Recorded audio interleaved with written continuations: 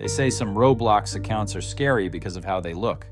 Weird avatars, glitched faces, strange descriptions. But the truth is, the scariest accounts are usually the ones that look completely normal until it's already too late.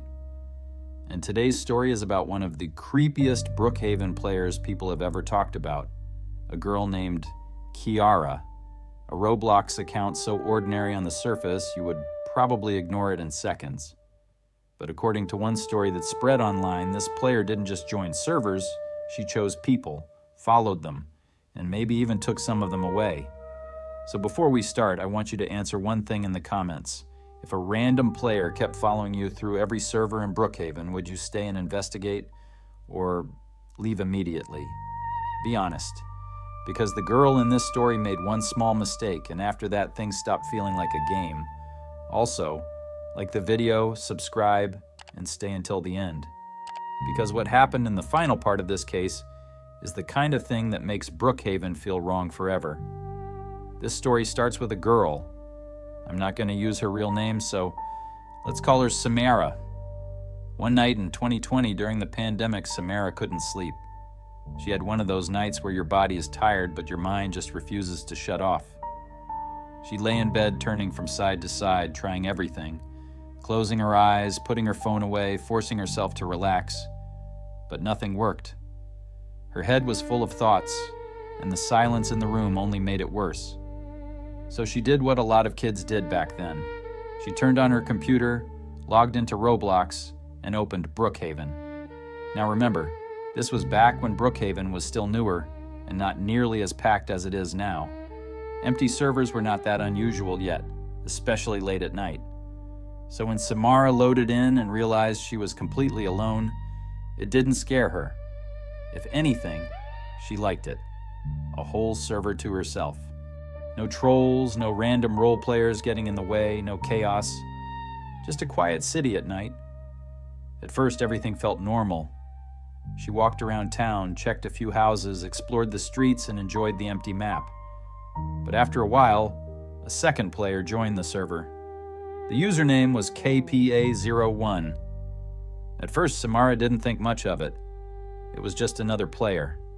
Nothing weird, nothing special. She figured maybe it would be more fun not to be alone, so she decided to find the new person and say hi. She walked through the streets of Brookhaven for a while, but couldn't see anyone. Then suddenly, almost out of nowhere, she spotted the avatar standing in the middle of the road. Just standing there, not moving, not talking, not doing anything. Samara went up to the player and asked, "Do you need help?" No answer. That should have been enough to make her leave. But instead, trying to be friendly, she asked another question. "Do you want to come to my house in Brookhaven?" This time, the player answered, "Yes." And from that moment on, the whole thing started to feel strange. While the two avatars walked towards Samara's house, the conversation actually seemed normal. That was the creepy part. Kiara didn't act like some obvious troll or horror account. She spoke casually, calmly. They talked about random everyday things. Nothing dramatic, nothing threatening. Just two players walking through Brookhaven at night, chatting like they had known each other for a while. By the time they reached the house, Samara had relaxed. They went inside. Samara role-played a little, moved around the rooms, and at some point lay down on the bed, in-game like players often do in Brookhaven. Then something changed. Out of nowhere, Kiara walked over and stood next to the bed. Not speaking, not emoting, just standing there, very close, staring at Samara's avatar. Samara felt uncomfortable immediately. It was one of those moments where nothing has technically happened yet, but you can feel that something is wrong. She jumped up, hesitated for a second, and then left the game. That should have ended it, but it didn't. Still feeling creeped out, Samara joined another server. She wanted to get away from that player and just forget the whole thing. But when the game loaded, her stomach dropped. It was another empty server, and Kiara was there too. This time, Samara opened the chat and saw a message already waiting for her. "I like you." That was when the fear hit for real. She tried switching servers again. Same result. Again. Same result. Every time she joined, Kiara was there. Then friend requests started flooding in, one after another. Her profile was getting spammed by the same account over and over. Samara ignored all of them, but by now she was shaken badly enough that curiosity started taking over. Who was this person? So she opened Kiara's profile, and at first glance, it looked almost completely ordinary. The avatar wasn't some monster. The inventory didn't seem especially strange. It didn't look like one of those obviously fake horror accounts people make just to get attention.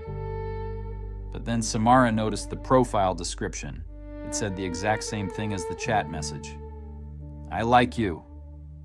That alone was creepy enough. But there was more. Kiara had only a few friends, no followers, and one group attached to the profile. A group with a name connected to occultism. At that point, Samara stopped seeing it as a weird coincidence. She reported the account, blocked Kiara, and finally went to sleep. The next day, she told some of her friends what had happened. Most of them didn't take it seriously. They thought she was exaggerating, or making it up, or just getting scared over a troll in Brookhaven. One friend did tell her to block the account and forget about it, and since she had already done that, Samara tried to move on. In fact, she felt relieved. Blocking Kiara made her feel like it was over, like she'd never have to see that strange player again. And for about 2 weeks, it seemed like she was right. Then a package arrived. It was delivered to her house from some online flower shop. Samara was confused instantly because she hadn't ordered anything. Nobody in her family had mentioned sending her anything either. But the box had her name on it. So she took it to her room and opened it. Inside were flowers and a letter. At first, that probably sounds harmless. Weird, but harmless. Until you hear what the letter said. Now I know where you live. You will be with me. Signed, Kiara 1101. Imagine reading that alone in your room after thinking you left everything behind in a Roblox game. That was the moment the fear stopped being digital. Because now the question wasn't, who is this player in Brookhaven? Now it was, how does this person know my real address? Samara had no answer. She didn't know who Kiara was in real life. She didn't know if the person behind that account was a kid, an adult, a stalker, a group of people, or just someone playing a cruel game. But whatever the explanation was, it had crossed the line out of Roblox and into her actual life. After getting the package, Samara became terrified that whoever sent it might come closer. So she left home for a while and stayed with her grandmother. She hoped that if she disappeared for a week or two, the person behind the account would lose interest and move on. And for a while, it seemed to work. Nothing happened at her grandmother's house. No more packages, no more messages, no weird signs, no new friend requests. The silence slowly made her feel safer again. Eventually, she returned home. And once she had been back for a little while, she started feeling almost normal. In fact, the fear faded so much that she made the same mistake a lot of people make after something strange happens. She convinced herself it was over. So one of the first things she did after settling back in was turn on her computer and open Roblox again. Then she joined Brookhaven. But the second the game loaded, she realized something was wrong. Technically, it was still Brookhaven. But it didn't feel like Brookhaven. The sky looked wrong. The atmosphere felt off. The whole place seemed darker, emptier, more twisted, like a version of the map that had been copied from a nightmare instead of from the real game. And when Samara pressed escape to check the player list, her fear came back all at once. Only one other player was in the server, Kiara. At that moment, Samara wanted to leave instantly. But panic does strange things to people. Sometimes instead of running, you freeze, or you ask questions you shouldn't ask. So instead of leaving, she went to find Kiara. What she saw made everything worse. The world around them looked distorted, and there were other figures in the distance, players or something shaped like players, scattered across the map. The sky was red. The whole server looked less like a role-play game and more like some kind of trap. Samara walked with Kiara and tried to speak. And this time, Kiara spoke more than before.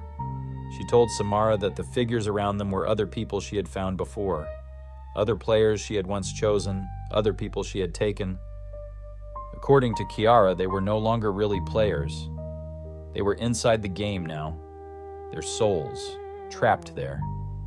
Samara didn't know whether it was a role play, a hacked game, some elaborate troll, or something worse. She didn't argue. She didn't ask more questions. She just listened in silence, trying to process what she was even looking at. Then the second Kiara stopped talking, Samara pressed escape, clicked leave, closed Roblox, and deleted it from her computer completely.